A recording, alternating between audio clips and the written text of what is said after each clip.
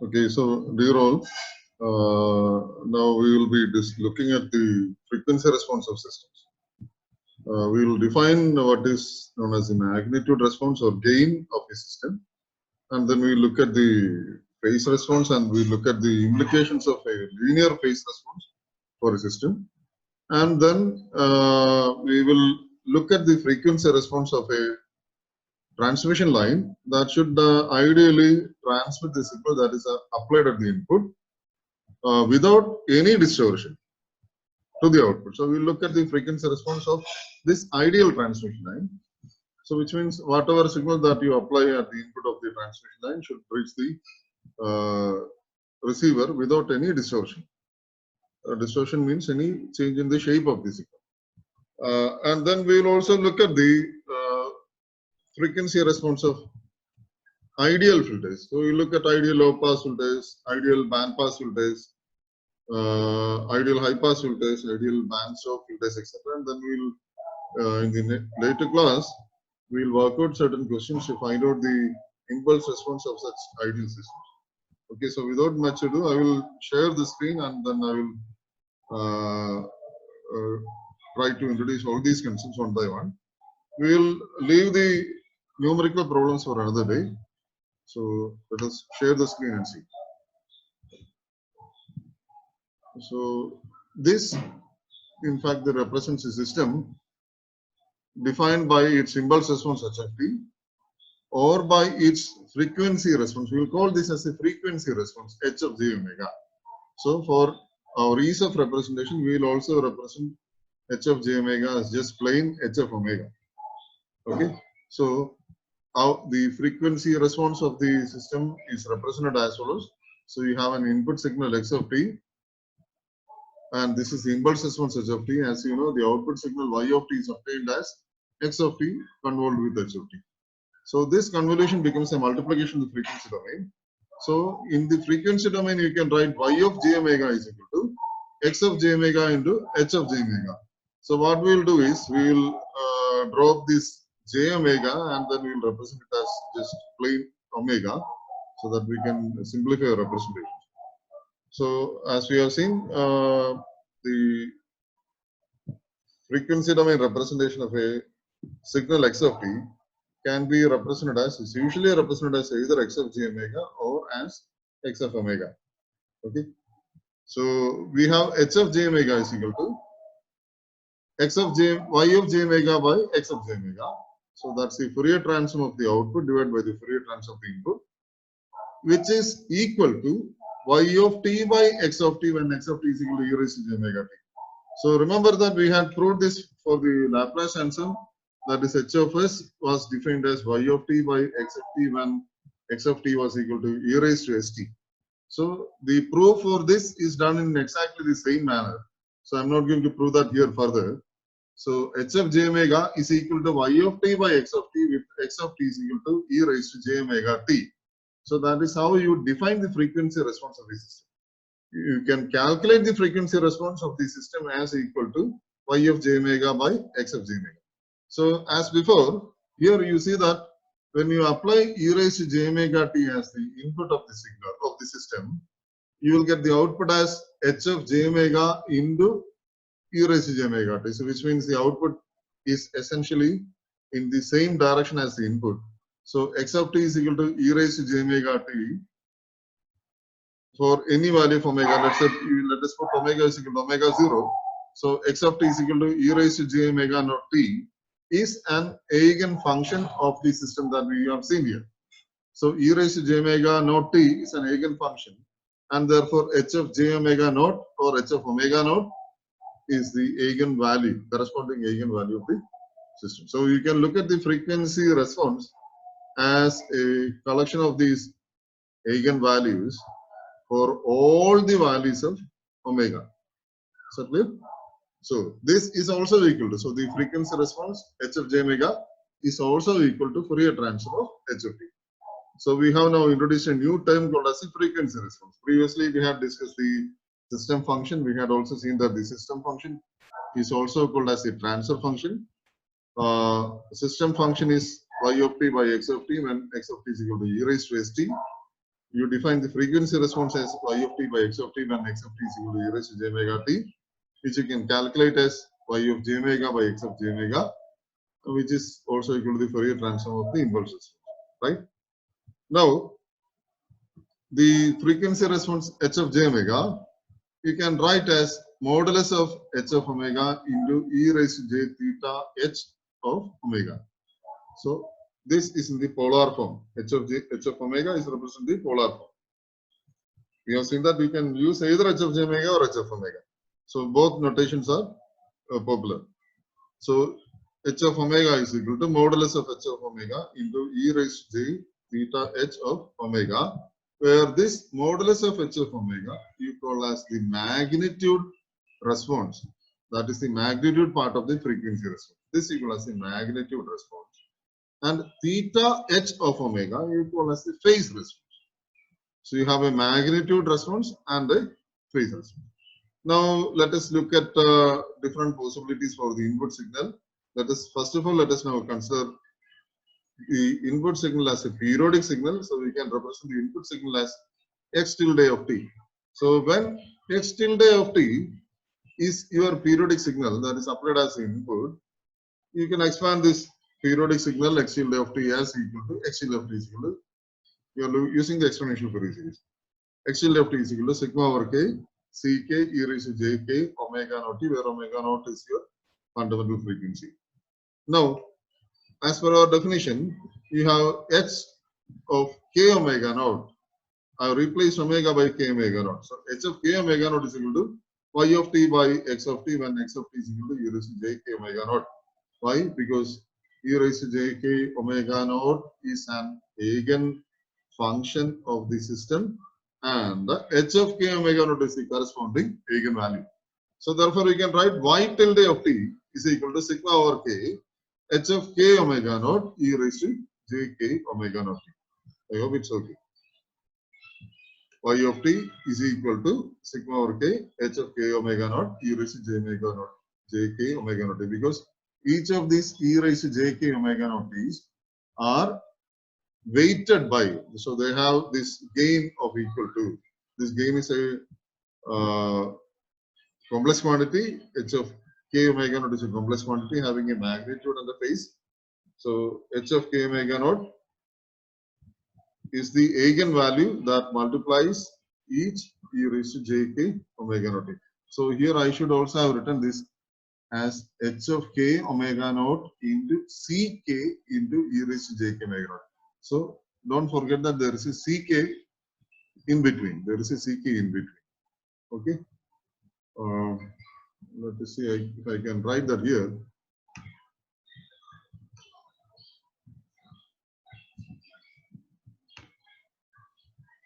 So this is ck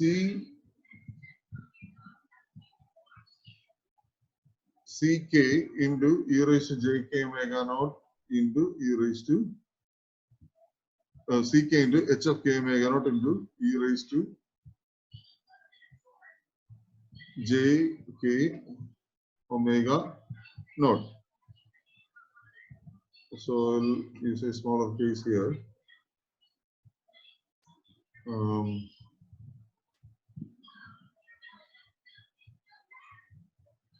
So this is just ck into h of k omega naught into e raised to j k omega naught.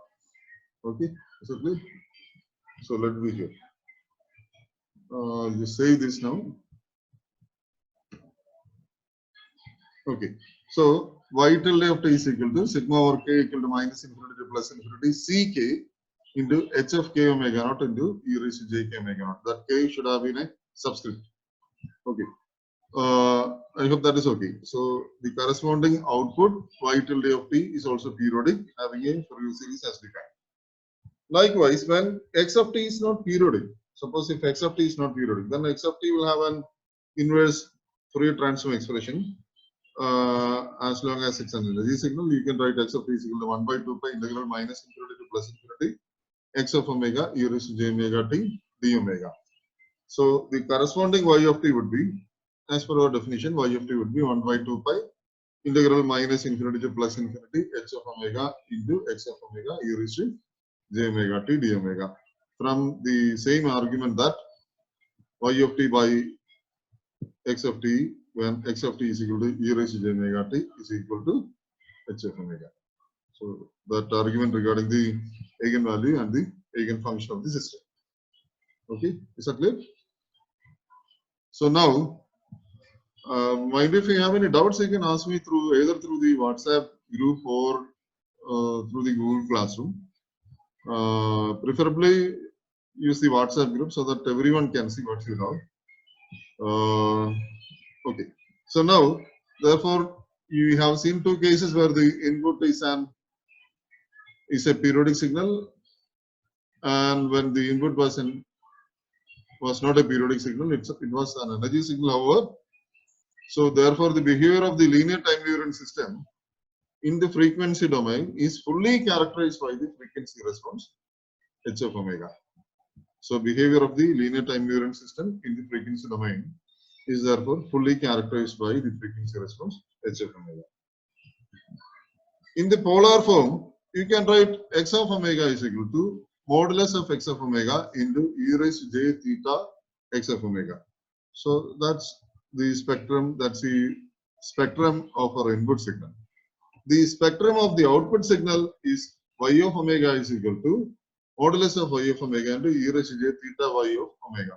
So that's the spectrum represented in the polar form. So you have the magnitude spectrum and you have the phase spectrum of the output. The magnitude spectrum of the input and the phase spectrum of the input. So then therefore you can write modulus of y of omega is equal to modulus of x of omega into modulus of h of omega. So what is this modulus of h of omega? Modulus of h of omega is therefore a gain parameter. This magnitude response of the system is a gain parameter. So I'll put this in words now. This equation in words is the magnitude spectrum of the output is the magnitude spectrum of the input multiplied by the gain of the system. The gain you can also read as the magnitude response of the system. Now let us look at the phase spectrum of the output. Theta y of omega is the phase spectrum of the output. The phase spectrum of the output can be represented as the sum of, because the angles add, right? The angles add. So therefore we can write theta y of omega, that's the phase spectrum of the output, is equal to the phase spectrum of the input, that is theta x of omega, plus the phase response of the system, which is theta h of omega. So these are angles, so therefore the angles add. So we have seen the magnitude response modulus of h of omega is also called as the gain of the system. So clear? So that is regarding the fundamental definitions of the frequency response. So you have the magnitude response, also called as a gain, and then you have a phase response. So now we will see what are the what is the significance of this magnitude response and the phase response. So now let us consider that you have a source and you have a receiver, a source and a sink. So the receiver is also called as a sink. The transmitter is called as a source. So you have a source and a sink. Now assume that you have a pair of wires connecting the source and the sink, so that you have a current flowing in the circuit from the source to the sink. Circle. Now you have a signal that is appearing at the input of this line. That we will call this as the transmission line. So at the input of the transmission line, you have a signal, and the same signal should appear at the output of the transmission line. So now let us see what all can happen here. One is ideally you will need the same signal to reach the receiver. So which means the shape has to remain the same. So even if the shape remains the same, the signal has to reach the receiver through the transmission line. So which means there is obviously a delay when the signal passes through the transmission line. So there will be a delay. Definitely there is going to be a delay. And because of the attenuation in the transmission line, there could be some change in the amplitude of the signal also. So the signal could be scaled. So the signal could be scaled and the signal could be delayed. However, the shape of the signal is preset. So that is when you call the transmission line as a distortionless transmission line. So you have a source, you have a sink, and you have a pair of wires connecting the source to the sink, and you need that this pair of wires or this transmission line should be a distortionless transmission line. So what does it mean? Whatever is the input signal, so the input signal can have a range of frequencies from 0 hertz to infinity hertz. So whatever be the input frequency, whatever be the signal frequency, whatever be the shape of the signal, so you have a combination of signals. You might even have a combination of several frequencies at the input. So whatever be the shape of the input signal, the same shape should be preserved at the output of the transmission line. Okay. This can be scaled, however, and this can also be delayed. But however, you need the shape to be preserved. So I'll put that in mathematical perspective. So the input signal can be scaled. So y of t is equal to k into x of t. So k into x of t, which means it is scaled. So we will call this k as a gain parameter, and therefore, since it's a gain parameter, it has to be greater than 0. So you've seen that the gain is the magnitude response of the transmission line. Gain is the magnitude response of the system. So k has to be definitely greater than 0 because it's a magnitude. So y of t is equal to k into x of t. K is a magnitude. So here we don't have any active elements to amplify. So k will be greater than 0 but less than 1. Certainly because of the attenuation through the transmission line. So the input signal can be scaled, which means y of t is equal to k into x of t, where k is greater than 0. And the input signal can also be delayed. It can be delayed because it has to reach the sink through the transmission line. It has to reach the receiver through the transmission line. So therefore, there will be a delay because of this traversing through the transmission line. You will study more about transmission line theory in the next semester when you study electromagnetic theory. Okay, so the input signal can be delayed. That is, the output y of t can be equal to x of t minus td. Okay, x of t minus td. So if we combine these two, you will get what is the output? Y of t is equal to k into x of t minus td. So the input signal can be scaled and delayed. So that is when you say that you have zero distortion. The shape of the signal is preserved. So k is a constant. So k is a constant which is greater than 0. And this constant we call as the gain. When you have a transmission line, k is greater than 0 and less than 1 because there is only attenuation in the transmission line. Okay. So that's for distortionless transmission. Now we will write the frequency response of the transmission line. So for distortionless transmission, you can write h of omega is equal to modulus of h of omega into e raised to j theta h of omega. Modulus of h of omega being the magnitude response, theta h of omega being the phase response. So which is equal to k into e raised to minus j omega td. Why? Because you have x of t minus td. So if you take the Fourier transform throughout, what will happen? So y of omega, y of j omega or y of omega is equal to k into x of omega into e raised to minus j omega td. K into x of omega into e raised to minus j omega td. If you take the Fourier transform throughout for this equation, y of omega is equal to k into x of omega into e raised to minus j omega td because the signal is delayed, right? So what is there for y of omega by x of omega, which is equal to h of omega? So that will be k into e raised to minus j omega td. So that is written here. So therefore, modulus of h of omega into e raised to j theta h of omega will be equal to k into e raised to minus omega td. What is k here? Where k is the gain, which is what?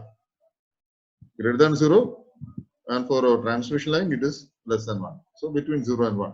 So it could be attenuated. Let's say it could be 50% of whatever has been transmitted.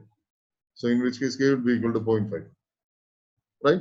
And if it is delayed by, let us say, 2 seconds, then that would be 0.5 e raised to minus j omega 2. So TD is equal to 2 seconds, right? Okay, now, therefore, modulus of h of omega, let us equate these two terms here. K is positive. So therefore, modulus of h of omega is equal to K. And theta h of omega, that's the phase response, is equal to minus j omega TD. So the phase response is equal to, I should have written this as minus omega TD, right? So that is minus omega TD. So you have to cancel out this j here. So theta h of omega is equal to minus omega TD. Minus omega TD. So that's a phase delay. Theta h of omega is equal to minus omega TD. So if you plot minus omega TD versus omega, that will give you the phase response. If you plot K versus omega, that will give you the magnitude response. So that we have shown here. So this is the magnitude response. This value is equal to K. And this is the phase response. The slope of this line is equal to minus TD. So you have plotted minus omega TD versus omega, right? So this is the phase response. So now, what does it mean? It means that for distortionless transmission, the gain has to be constant for all frequencies from minus infinity to plus infinity. You are looking at the complex exponential definition of the frequency. So the gain has to be constant from minus infinity to plus infinity. The gain has to be constant from minus infinity to plus infinity. So gain is the same for 5 hertz. Gain is the same for 100 hertz. It will be the same value for 1000 hertz. It will be the same value for 1 megahertz, 10 megahertz, 1 gigahertz, etc. That is, all frequencies have the same gain in the transmission line. So if the signal 100 hertz is attenuated by 50%, the signal 1 megahertz is also attenuated by 50%.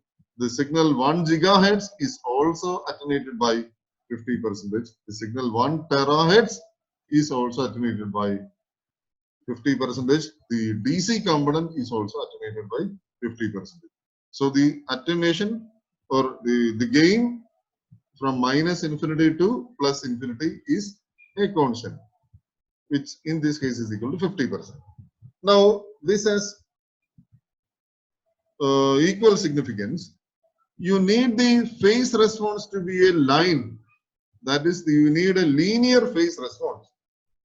And here we have shown the linear phase response to be passing through the origin. We will discuss in much greater detail when we see the associated subject, which is digital signal processing, in the next semester.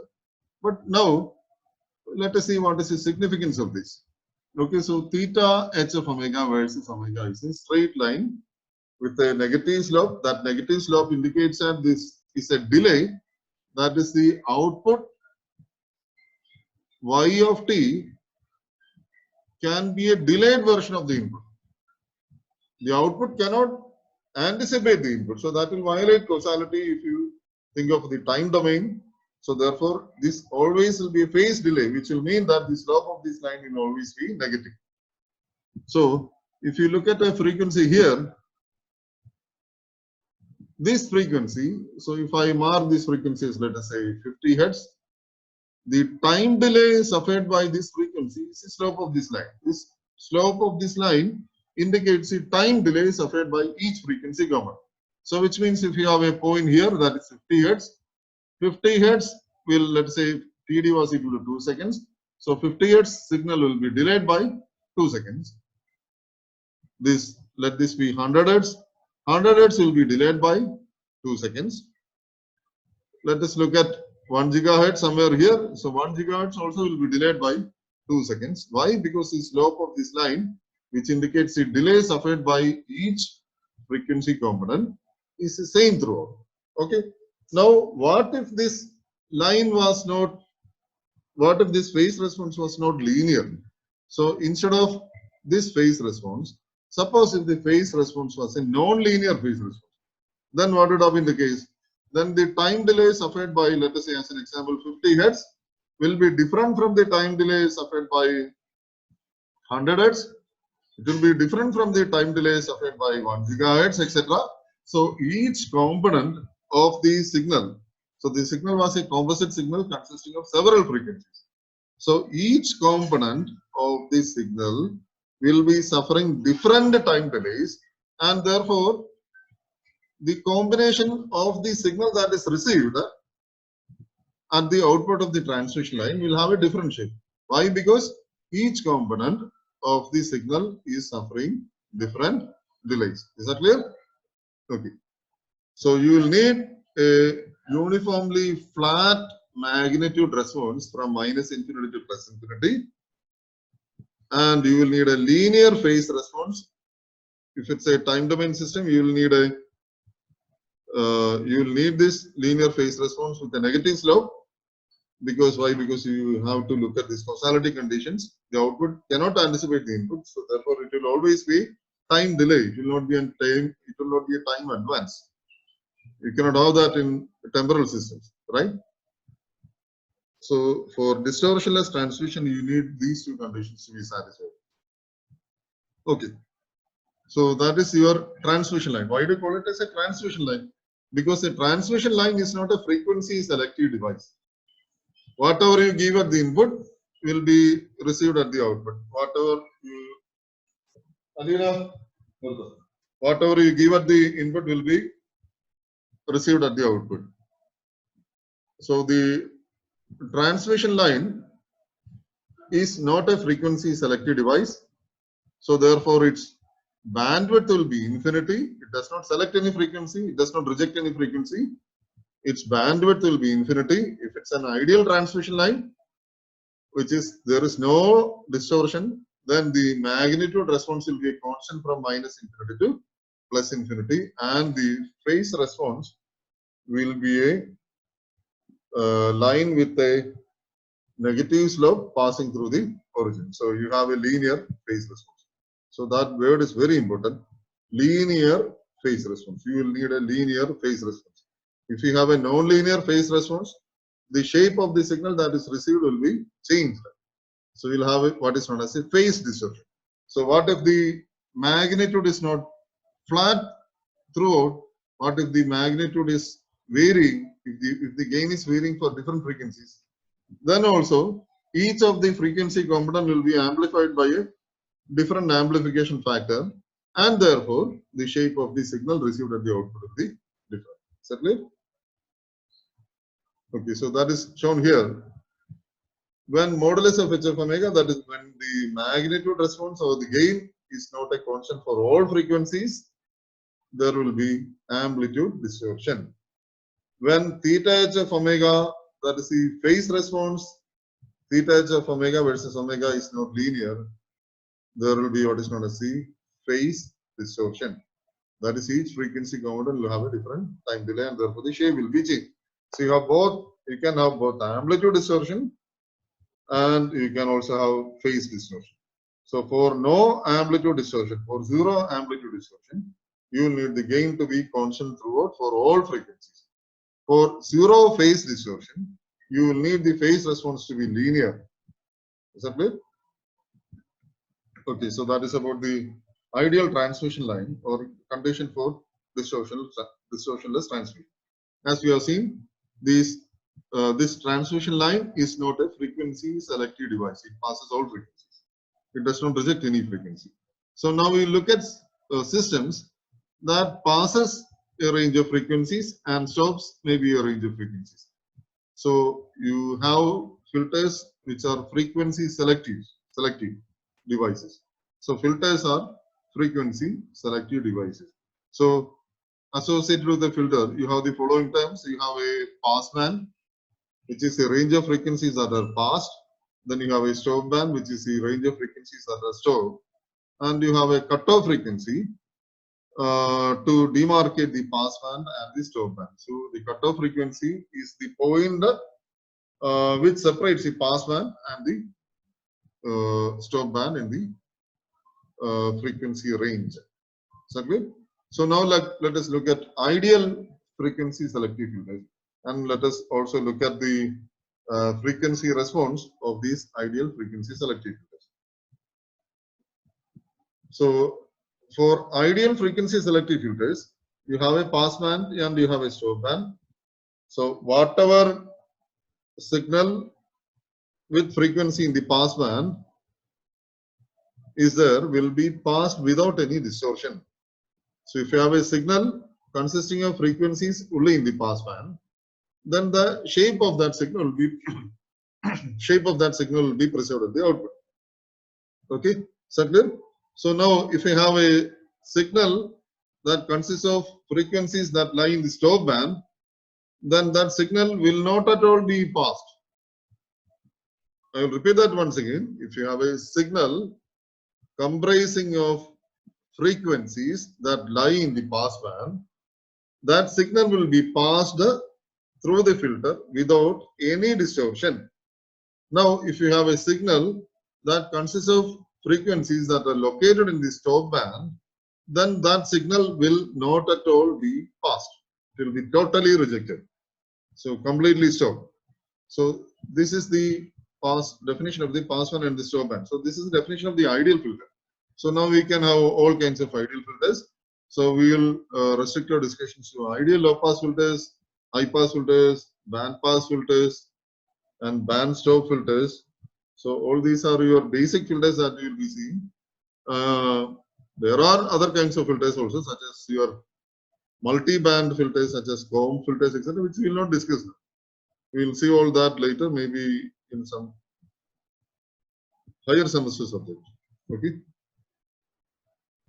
Right. So what will be an ideal low pass filter? So this is your ideal low pass filter, minus omega c to plus omega c, which means omega c is your cutoff frequency. This range 0 to omega c is your what? Pass band. So frequencies from omega c to infinity is the stop band. So I can put that in the negative direction as well. You know what is the concept of negative frequency.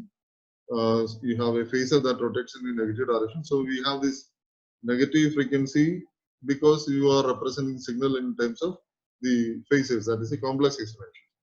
So ideal low pass filter passes all frequencies from 0 to omega c, which means it passes all frequencies from minus 0 to minus omega c. So clear, and rejects all frequencies outside. Okay. So you should have a constant gain in the pass band, and the gain in the stop band is equal to 0. Is that clear? And you should have a linear phase response in the pass band.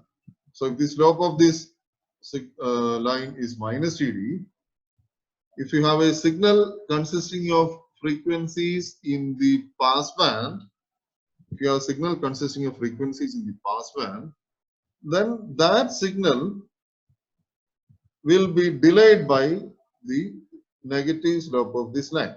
Will be delayed by the slope of this line. Is that clear?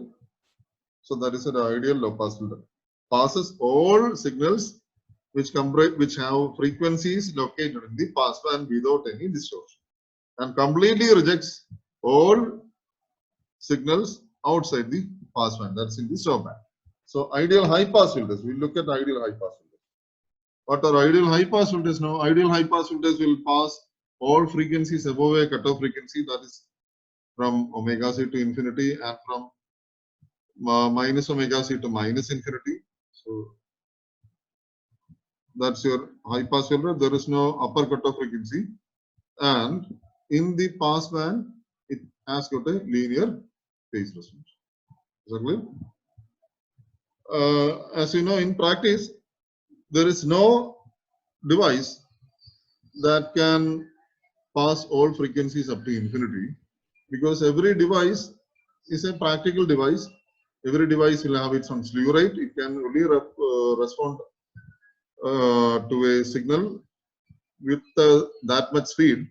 So it cannot respond faster to a signal greater than its slew rate. So therefore, every system, every practical system can at best be a very, very wide band pass filter. We will call this band pass filter as high pass filter. There is no harm in thinking of these ideal high pass filters. Okay. So what I meant to say was that for a practical filter, this will dip somewhere and we'll have a upper cut of frequency also. So that is going to be a very wide band pass filter in practice. So this is your ideal high pass filter. Likewise, you can look at your ideal band pass filter. Band pass filter will have two cutoff frequencies, omega C1, omega C2. So this is your pass band. So in the pass band, the phase response is linear. And ideal stop band filter, this is your ideal stop band filter. Omega C1 to omega C2 is stopped. So omega C1 to omega C2 is stopped. So you design the filter for its stop band. So these frequencies have to be stopped. You call this as the ideal band stop filter or the ideal band reject filter. And in the pass band, you see, in the pass band, the phase response is linear.